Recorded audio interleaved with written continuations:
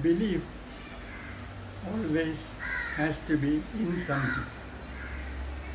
Belief also involves dogma and compulsivity.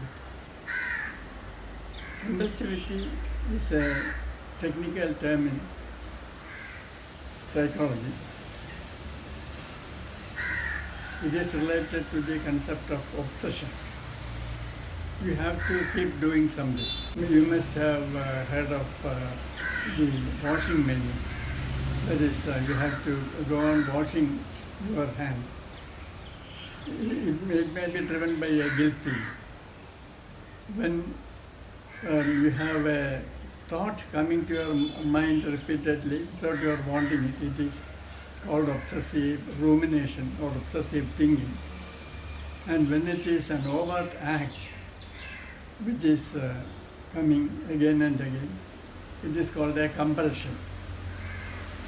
So people hold on to rigid beliefs or dogma because they are driven by inner fear. A belief acts like a cop to keep the fear in check. You are afraid of so many things, you cannot control your own anxiety. So you believe in a God, or you identify with a group and participate in rituals, thinking that a God is getting pleased and He will protect you. In ancient times, there used to be sacrifices, sometimes animals, sometimes even human beings, so that gods will be pleased and will protect you and the group. So this fear control mechanism has a compulsive nature. You have to believe in something so that the fear can be kept in check. So contrary to popular supposition, materialism is also a belief, it is also a dogma. Many people find security in that. You may have violated a species code and you feel guilty. And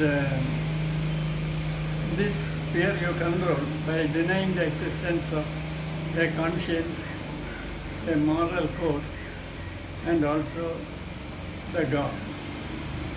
So materialism is also a defense. It is also compulsive. It is also a dogma. People may think that they are free thinkers or that they are rationalistic, but really materialism is also a compulsive belief and a dogma. What is open-mindedness? Open-mindedness is healthy religion. It does not involve any rigid belief or dogma. So, open-minded religion is also goalless. You don't seek anything. You trust the universe. It is not faith in something, but it is absolute faith. It is the absence of fear itself. And when you have no fear, when you are not driven by anxiety, the mind disappears in consciousness, and then you are free. So this is not any dogma. You don't have to plug your mind with any presupposed dogma or belief. You don't have faith in something, but you have absolute faith. It is a kind of positivity of attitude. It is a kind of optimism. And it is associated with egolessness. Ego is self-importance. And when you don't consider your individual existence as very important, then you don't have any fear of death. And then you don't need any anchor in any rigid belief or faith. You don't need rituals. You don't need ceremonies. You don't have to identify with any particular group or sect. And this is what is described as open-minded, healthy religion. This is a positivity of mind or mindlessness. Crucial question comes: what is the nature of reality? Most of the religions speak of a God. Religions like Buddhism, which do not speak of a God, speak of spirituality and spiritual growth, culminating in some state like nirvana or self-actualization, and so on. Jung also speaks of individuation, which culminates in a kind of final freedom of mind. So is there something like that? Is there something like God? Is there something like enlightenment? Or coming face to face with reality or the truth of existence? That is a very crucial question we have to consider. There are three worldviews in general. The first one is the materialistic worldview. The second one is the worldview that the world is an illusion, doesn't exist. And the third worldview is that consciousness is the reality in which everything else has its existence. So let us consider the tenability of these three worldviews or hypotheses. There is in logic a principle or a method called reductio ad absurdum. It is Latin. It means reducing to absurdity. That is, you start with a proposition and then you derive conclusions from that. And if the conclusions are logical and acceptable, the proposition is acceptable. On the other hand, if the conclusion is not acceptable, then the original premise is dismissed as absurd. This is the method of reductio ad absurdum.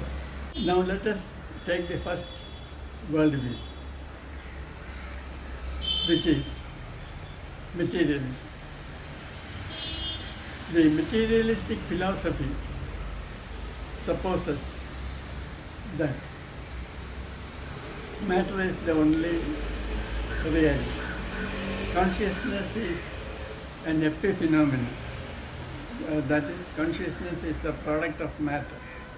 When matter is exposed to certain conditions, a new property emerges, which is called consciousness.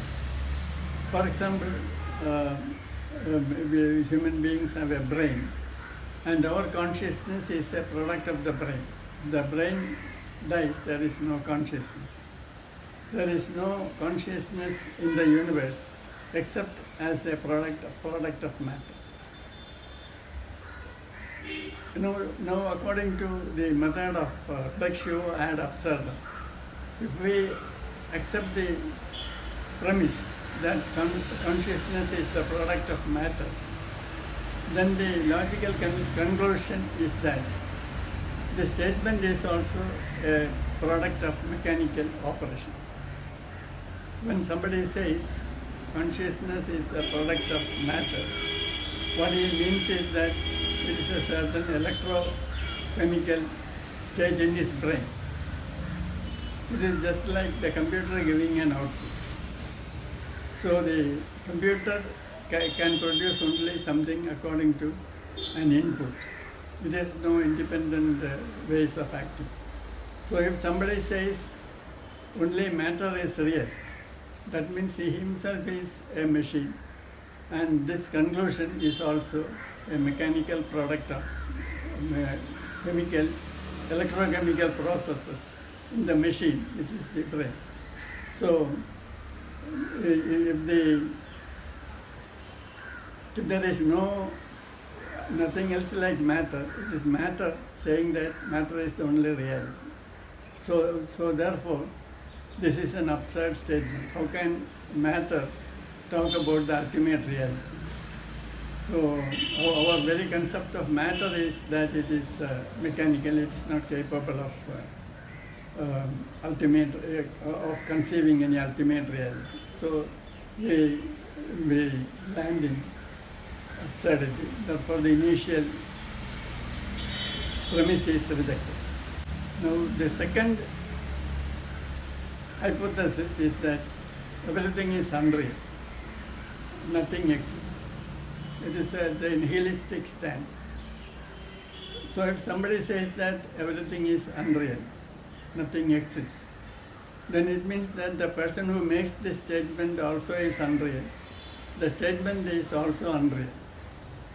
So therefore, again, we are reduced to absurdity. Therefore, the initial proposition that everything is unreal is also rejected. Now, the third hypothesis is that consciousness is the only reality. Then we can explain many things in a satisfactory manner. For example, there are many questions like where does space-time begin? Where does it end? How can we conceive of the universe without limits, without beginning and end? Suppose nothing like matter is there in the universe. There is only space and time. Is it possible that matter came by an accident? And suppose matter never came, or matter didn't come into existence, then you have only the space-time framework. So where does it stand? What is the base? So if we assume that consciousness is the base, then it doesn't necessarily have to be within limits. In fact, the whole history could have been created last Thursday, which is called the last Thursday hypothesis. The memory is just created. So once you assume that the consciousness is the reality, then we have different possibilities of conceiving the universe. You must have heard of the virtual reality. You sit before a computer, you attach earphones to the ears. You have a mechanism to feed stimuli to the eye. And you have electrodes attached to the skin to give you skin sensations. And then you can be in another reality.